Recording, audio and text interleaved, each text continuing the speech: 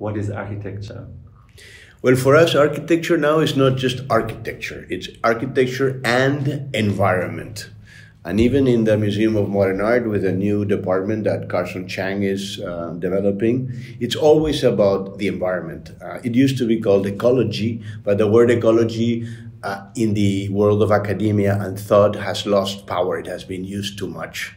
Therefore, now we're thinking always about total architecture, meaning that you don't just think about the object in itself, but you think of the object in relationship with the environment. Now we have expanded the idea of environment. It doesn't have to be only nature.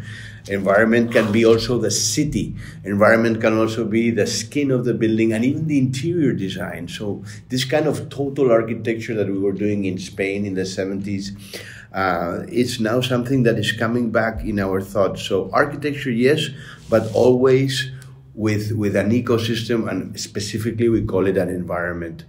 Of course, we are with global warming and architecture construction, and the construction of cities has to think about this and try to see what we can do in order to not damage the atmosphere anymore. So we're thinking about architecture in a broad sense. Ecology, how it can help the cities become more ecological, and also how we can adapt architecture to the different places in the world. What can architecture do?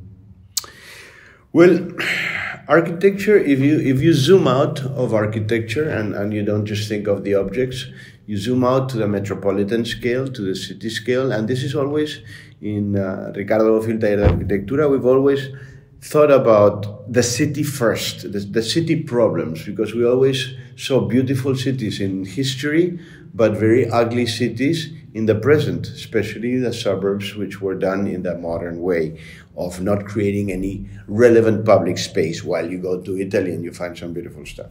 So what can architecture do for you? It can create a public realm where people can congregate and where people can live together and exchange ideas and work together.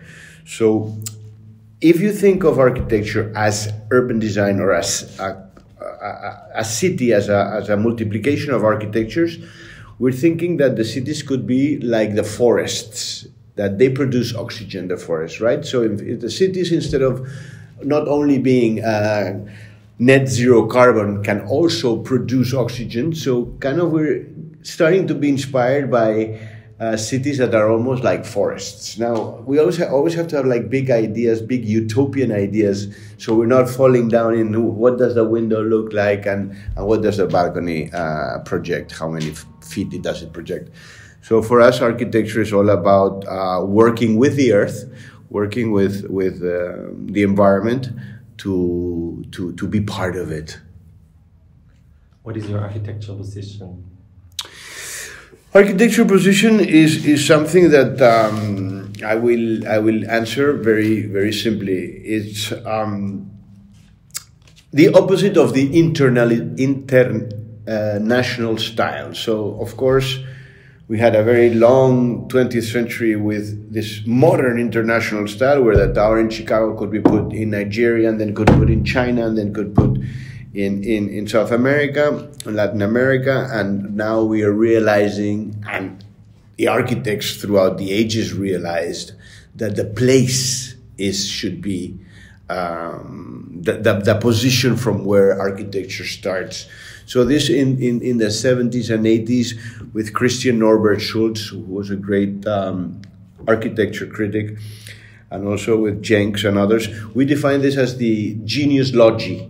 So the genius of the place of the place itself. So a lot of architecture for us has to start from the place, what we call now the DNA of the place, the essence, but it includes the winds, the solar, and of course the standard things, no, the functions and then the beauty and how it's efficient and all that. But the place itself should be the beginning of the story. And I think for most architects now it's starting to be that way. What is your design method?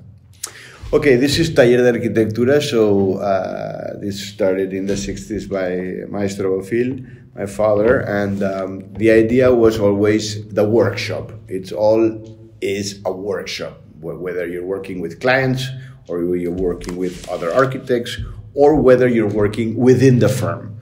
So even in this table, 8 people can congregate, and then we work together. And if one is very good with how things work, functions, for example, he's going to work on the functions more. If the other one is very good with the facades, with the aesthetics, he's going to work. If the other one is very good with 3D modeling. So all of this is like a symphony in a way. It's like music. So the best guy playing the violin will play the violin, and the other one will play the winds, the other one will play the drums. The essence is workshop design oriented, but of course there has to be a leader. The workshop doesn't mean that it's completely horizontal and every idea is valid. There has to be one chief architect who decides the best direction and takes risks in that sense, so goes towards something. So workshop, workshop, workshop.